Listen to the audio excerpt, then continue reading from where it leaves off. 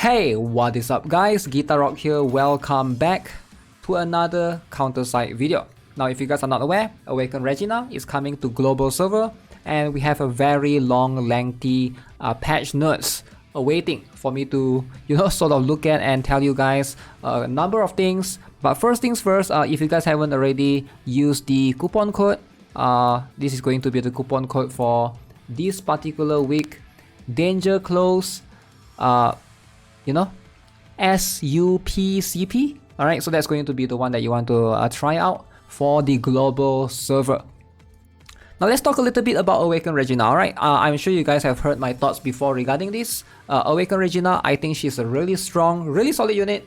Again, just want to keep in mind that I'm not saying that she's weak by any means. However, I don't think she's a must pull for a lot of players out there. And that condition is going to depend on your own account. If you have a lot of other Awaken Rangers, you're not going to need her as much. Alright, you gotta just be mindful of who you have. If you have Awaken Seoyun, Ministra, Awaken Lee Soyeon, Awaken Maria, then you're probably not going to need her as much. But still, I do think that she's going to help you a lot in PvP, especially once she's out. Probably she's going to change the landscape of the meta in the global server. Now let's have a look at the patch notes alongside with this particular Awaken Regina Awaken. We also gonna have a Frozen Corridors new substream. So this is going to be very interesting. Highly recommend you guys to read through the story to understand what's happening here, right? What happens to Awaken Regina, the relationship between her and Adele. So I don't want to spoil it too much, but it's a very good, very interesting story to try to read through and have a very good idea. Now, they're also going to give you this particular Wheel of Wisp currency, and you'll be able to farm all of these operation as well. And you can see you will be able to get the Alterium reactor that can help you out. Again, make sure you guys buy that. And you can see there will be a new unit right here featured called Echolite. So highly recommend to get Echolite alongside that alongside the way as well, right? So let's talk a little bit about Echolite.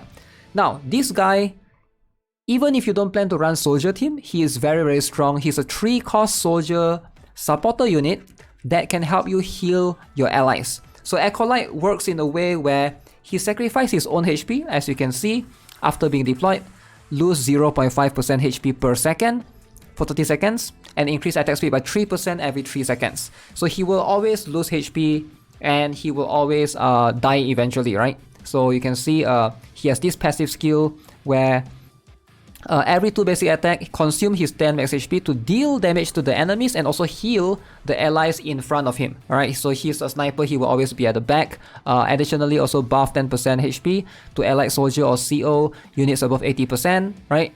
And Echolite cannot recover HP. So you cannot heal this guy, you use him as a healer, and he's a healer that cannot be healed. He's like a unit that will die eventually. So pretty much similar concept to Sigma, not the Awakened one, but the regular Sigma.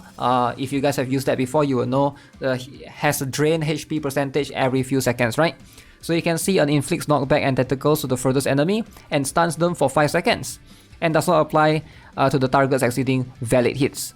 Now, sadly, because of this particular niche, very niche usage where you are using him to heal your allies in front and he cannot be healed, Echolite is not going to be super useful in PvE. Alright, so in PvE, you want a healer, you're still going to rely on Claudia Nelson, you're still going to rely on Evelyn, you're still going to rely on Awaken Shinja.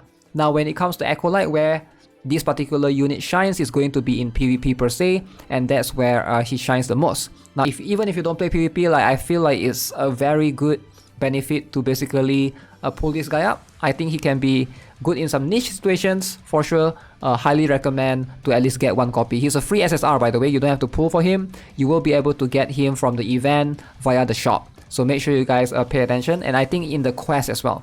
So one of these quests, I'm not sure if they show this, but if you complete some of the relevant quests, I think you can get 1 copy. I can't remember exactly if it's the same or is it going to be the same for global as well, right? Because that's what happened in C, if I remember correctly. Again, feel free to correct me if I'm wrong in the comment section below. Now, as for Awaken Regina, you can see she's going to be here. She's going to be the first 7-cost Ranger, Awaken Ranger. Alright, very, very interesting effect So what she does to the table, or what she brings to the table, is going to be this new thing called the chill and freeze effects. And this is going to be unique to Awaken Regina for the time being, right? So you can see chill reduces speed or attack speed by 3% per stack for 5 seconds, and this can stack up to 20 times. And when freeze, becomes frozen for 5 seconds, immune to knockback and airborne. Now during freeze, unable to accumulate chill. Now however, as strong as she is, it does not include boss, so she's going to be kind of cool in some scenarios, in some danger close, maybe if you're struggling, not danger close, my bad, a Shadow Hall where there's plenty of like minions. Danger close against bosses, she's not going to be super useful. But you can see right here, she has a passive where she will create an ice barrier after a percentage of her HP drops. Alright, while ice barrier is active, her attack increase up to 150%. Ice barrier is removed when HP falls below 50%. And she's gonna do like a massive AoE damage around herself and adding 5 stacks of chill. So your objective, if you plan to pull her, or if you intend to pull her, is going to sustain her, make sure she lives, make sure she doesn't die. You're gonna see a lot of people try to use Awaken Mina to try to get rid of her. There's something that you have to be really careful with. Alright, so protect her, make sure to bring in I'm not sure healers is going to be that useful, but anyone that has shield areas is going to be somewhat like a decent partner with her, right? If you can make that work correctly. So the idea here is to make sure that she survives long enough to cast her ultimate skill. Her ultimate skill is so insane, and that's what makes her super broken. Alright, the particular ultimate skill is where once she casts the ultimate skill, pretty much the battle is over. Alright, so pretty much the battle is over in a way. So if you think about it, a lot of Awaken units, they have the same concept, right? Evolve 1, same concept. Evolve 1, you stall, hopefully your E1 don't die. Once he casts his ultimate, boom, nuclear bomb everywhere. Hopefully he's able to wipe everyone in the map, right? So Awaken Regina has the same concept. Maestra, Nequisha sort of have the same concept as well, in terms of, you know, you make sure she doesn't die, you survive, make sure she survives. Hopefully, once they cast the ultimate and then wipe out the entire map. So Regina has the same concept, pretty much. If you enjoy that kind of playstyle, right, where E1, Maestra, Nequisha enjoy playing defensive early on until she casts her ultimate. If you enjoy that sort of playstyle, then by all means she might be perfect for you for PvP. Alright, I would say something like more defensive like Laura Beatrix is going to be also very good pair with her. Alright, so let's look at a few other characters alongside with Awaken Regina. Damn, she's so magnificent right here. That's a chibi model. That's the sprite for the L2D. Looks very good, right? She looks very menacing and very scary as well. Alright, alongside with that, Luna. Okay, so let's talk about Luna a little bit. Luna is a defender. She is going to be very unique. She's a CO defender, 3 cost. She belongs to the Elysium Philharmonic, and she has a very unique concept where she's a flying defender. She's not really a tank, but rather she defends your tank, or she shares damage with your tank. You don't use her as a main tank. So look at this right here. Passive skill. Luna starts performing mid-air on deployment. However, she has no intention of fighting in the front line. When Luna is on the battlefield, what she does is she absorbs 30% of the damage taken from all allied units. Upon death, she crashes down, deals damage to nearby enemies, and knocks them into the air. So that's pretty much her entire concept, right? So deployment resource +1 upon death of Elysium Philharmonic member units, excluding Luna. So if you use her with a lot of other Elysium Philharmonic units, she's going to be very strong. The concept of Luna is you want to put her, if you have like one main tank, like an Awaken Defender, let's say you love Awaken Jake or you love Awaken Hilde, then Luna is going to be really strong. But if you use a lot of, like for example, soldier teams, if you run multiple like soldier teams, characters that have multiple units, she's not going to be that useful because she will take too much damage. Remember, the key here is she absorbs damage, 30% of the damage taken from all allied units, not only the front line. So the idea here is hopefully, you know, if she dies too fast, then her purpose is like pretty much wasted. You wasted that 3 cost, right? So you can see she gives receives a barrier equal to 10% of max HP, and also enemies within range can take damage, alright? And the ultimate skill, ideally you want her to survive, if possible, to cast her ultimate skill. So she is going to grant a buff of damage reduction, 20% to all allies while playing. and enemies within range receive hit stun damage 4 times, being launched into the air, getting knocked back and receiving damage. So the ultimate skill, it goes up to 40% damage reduction. This is a lot. So ideally you want her to survive, you don't want her to die too fast. She's going to play a very unique role, right? The idea here is, like, is she worth it, right? Personally, I don't think she's super worth it. I prefer to bring 2 defenders over bringing her. So instead of bringing, like, let's say you have a Rearm Alec or you have a Rearm KC Bin, so you bring her, why not just bring another defender like a admin shieldman or something, right? Instead of bringing her. So the purpose of, I guess she's good for stalling, right? If you really want to stall, sure. Like, I can see why paired with like E1, like Awaken Regina or a lot of other teams, that's where she basically shines. But if you're trying to rush, I don't think she's going to serve that much of a purpose. But still, whether you want to pull or not, it depends on you. She's mostly a PvP unit. You don't need her in PvE at all.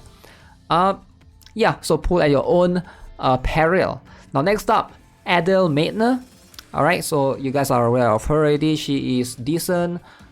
Good in some Shadow Hall, Shadow Palace stages if you're still struggling there. But overall, you know, by now you should have plenty of units already. We also have Serapel. We also have Elizabeth Pendragon, Rafaela, Ella right here. Okay, so let's talk about all of these units. If you want to pull one, who should you prioritize? Probably Serapel still, right? Serapel is still pretty strong, although I'm gonna be real. Wait, let me take that back. I don't think you should pull for Serapel actually. Now that Rearm Alec, Rearm KC Beans, Rearm Kim Chuso is coming, I think at a later date, somewhere this month. I don't think you're gonna need Serapel as much with all the other Rearm defenders around, unless she gets Rearm herself, right? Rearm Alex is just so freaking tanky that it doesn't justify using that one extra cost for Serapel. Now I think she's still pretty good. She can hit air. Now if it's for PvE scenario, or if you're pairing with Awaken Luna specifically to share damage, Serapel can still be good. But I'm talking more for like a new account. If you're a new account, you're asking me which one is going to be the better one to pull between Adele, Serapel, Elizabeth, Rafaela, Ella. It's quite hard. Probably still Adele and Serapel. This might be able to help your account slightly more to progress in PvE. Alright, so depending on if you have any defenders or not. If you don't have any defenders, then yeah, go for Adele. Xiaolin is still going to be better in most cases, but Adele can still help you in some PvE stages, right? As for Rafaela, if you play PvP, pull for her. If not, you can ignore her. She's not going to be needed much outside of PvP. Agnes, however, is going to be the sniper that you want to get. If you can afford the counter pass, go ahead and get her. She is going to be super worth it. She's going to be probably one of the better characters, you know, in the game for a long time. So highly vouch for Agnes for sure. That's going to be something that you know, you should be looking forward to. Alongside with Agnes, we also have, okay, you can see right here, are they changing anything? Looks like it's still the somewhat same-ish. Oh, we have Rearm Rivet. Now Rearm Rivet is a soldier. Now keep in mind, she's going to be a 2-cost soldier, ranger, very strong character. She's going to be specializing in getting rid of very high anti-counter and CO damage. She is going to be not bad. You're going to use her a lot. Like, I do recommend rearming her. For a 2-cost ranger, she doesn't really replace admin rifleman, but she can work alongside with them if you need like a good... She's very good in countering Spyra. There's a lot of footage of her one-shotting Spyra with her skill.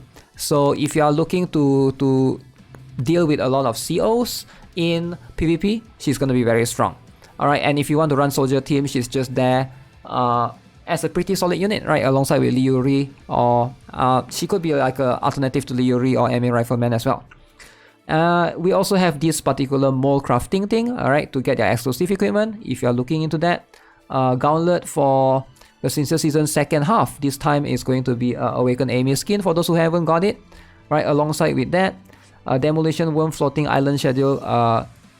Okay, that's going to be later on. Capital Point event is back. You can see there's Pure Possibility as well, alongside with a number of these things. Very interesting. And then there's also the company reinforcement season. This is going to be the login. You can get up to 700 quartz later on. Very cool. Okay, let's look at some changes here. Gear grade, they were changing this They were mentioning that they were changing this earlier in some developers notes. SSR going to be R for gears with tier 5 and below, SR will be N. Okay, so ultra precise T6 spectral universal mole will now only create SSR grade spectral gears. Okay, that's good. T6 spectral universal mole will now only create SSR and SR grade spectral gears. Okay, that's pretty interesting. And they will also change the button, the enter transfer code, and the reset server is no longer side by side. I think that's a good one. That's a good one overall. Alright, so that's going to be pretty much it for CounterSide Global. Let me know what you guys think from CounterSide. Hey, I am still playing the game, so definitely hype. I'll see if there's any new guides that I can make. But hey, that's going to be it for this video. Thanks a lot for watching. Subscribe, give this video a like. I'll see you guys soon. Take care. Have a nice day. Goodbye.